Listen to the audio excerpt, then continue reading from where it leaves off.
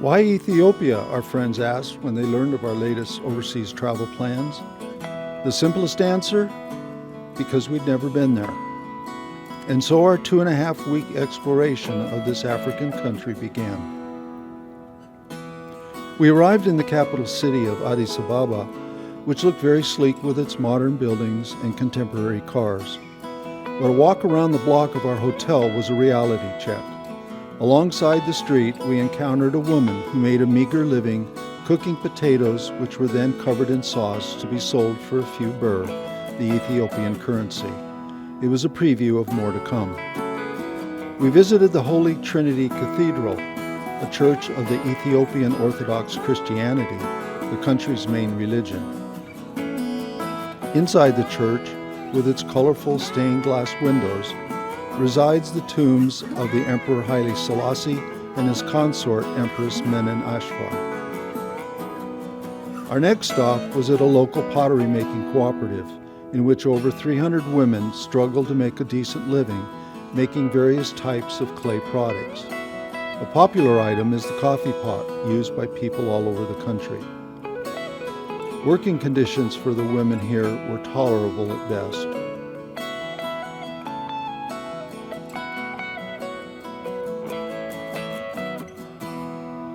Particularly eye-opening was our visit to Signum Vitae, a private organization dedicated to rehabilitating and improving the lives of disabled Ethiopians.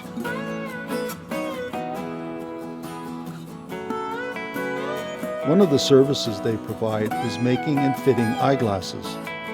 Locals wait to be examined, and then the glasses and lenses are made on site, taking just 2 days from start to finish. They can produce about 50 pairs of eyeglasses per day. The next day, we stopped by a textile workshop that had begun 20 years ago and strives to preserve Ethiopia's ancient hand-weaving traditions. Here, skilled artisans create colorful silk and cotton scarves, blankets, and other textiles on time-honored looms.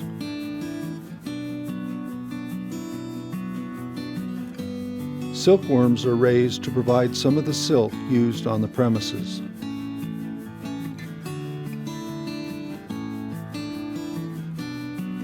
Later in the day, we visited the National Museum of Ethiopia to view the fossilized skeleton of Lucy, who was discovered over 50 years ago in Ethiopia. Lucy, who is just 40% complete, provides crucial evidence that our early human ancestors walked upright. She is dated to have lived 3.2 million years ago.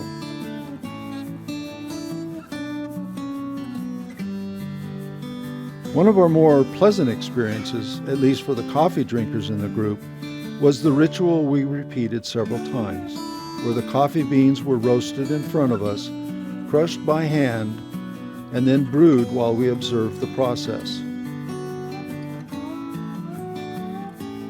Ah, now that's a cup of coffee. It was time to leave the capital city of Ethiopia to fly north to the city of Lalibela, located at an altitude of just over 8,000 feet. Lunch the next day was held outdoors at our hotel with a gorgeous view of the valley below. But our main purpose in coming here was to view the 11 medieval monolithic churches that had been carved out of volcanic rock called scoriaceous basalt, beginning in the 12th century. Most are still active churches. These architectural wonders are a UNESCO World Heritage Site, and they have spiritual and symbolic significance for Ethiopian Orthodox Christians. Driving through the town of Lalibela on our way to the various sites revealed just how difficult the daily struggles must be for the villagers and what challenges they face just trying to survive.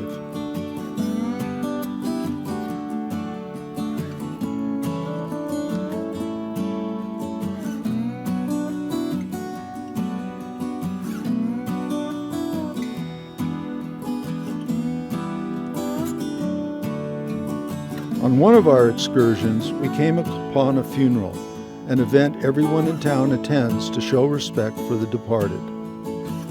Religion and sense of community play a crucial role in the lives of these people.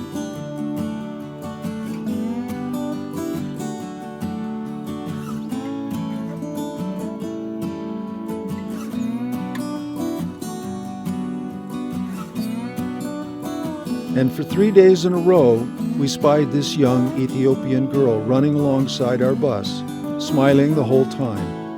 Amazingly, she could pretty much keep pace with the bus, even though she was running in sandals.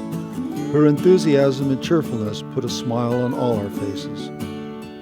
Dinner one evening was a real treat as we visited a local family to partake in a truly Ethiopian meal.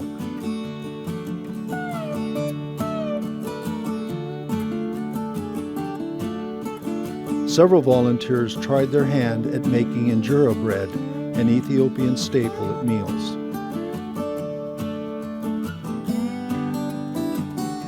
The result was very professional.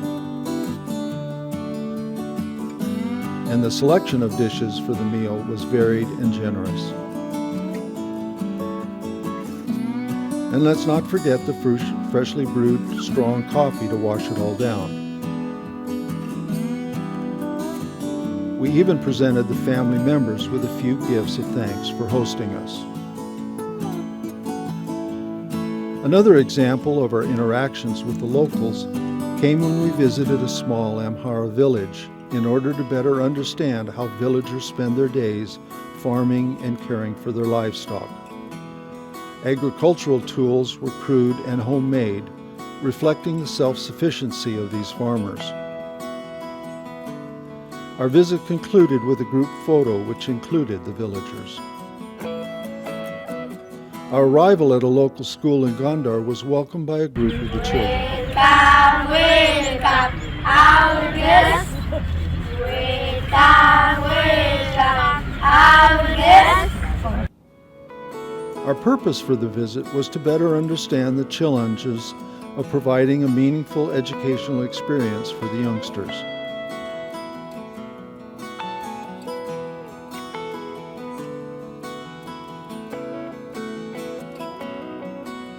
A livelier moment was realized when we took a short, horse-driven ride in a rickshaw-like contraption along the city street.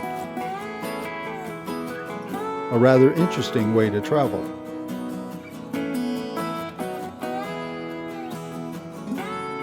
The Fassi Gebel Fortress, also known as the Camelot of Africa, with its complex of 17th century buildings, was home to several Ethiopian emperors.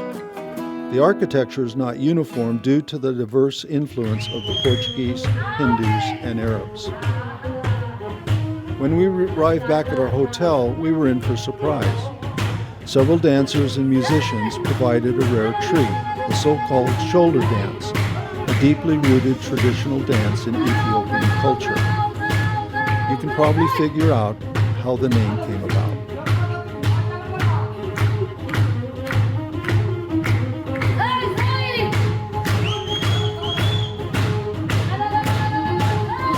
And of course, everyone had to join in on the fun.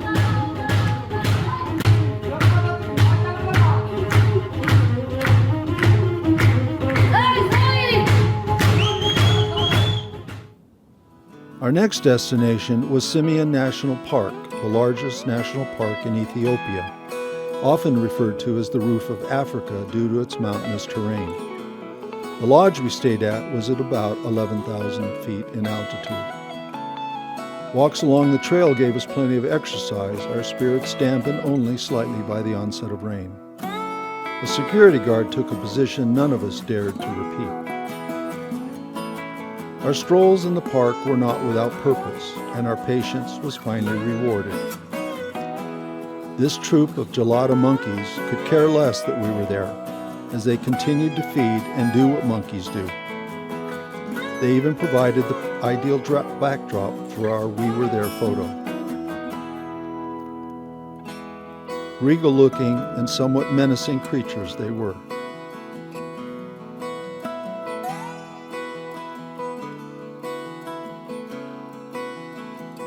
One thing about our time in Ethiopia stands out. the friendliness of the people wherever we went, always waving, welcoming us to their country. And the faces. What stories must lie behind these expressions?